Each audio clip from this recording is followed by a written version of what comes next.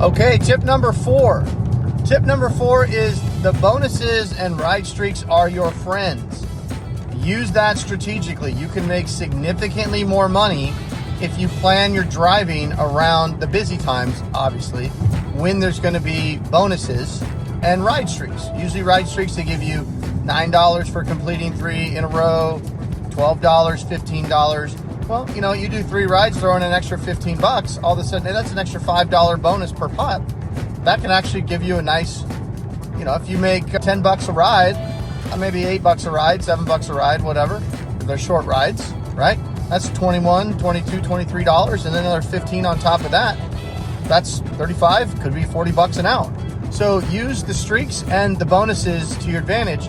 Now that being said, don't go chasing the bonuses.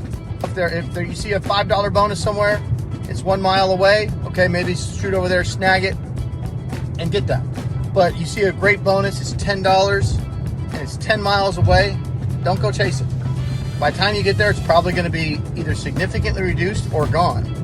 Plus, the way you redeem those bonuses, you got to take that next ride they give you.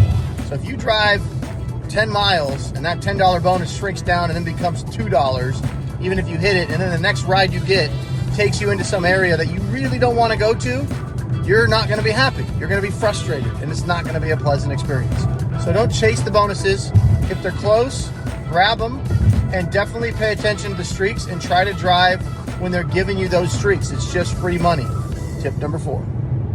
Don't miss future tips. Like, subscribe, follow. Do it now.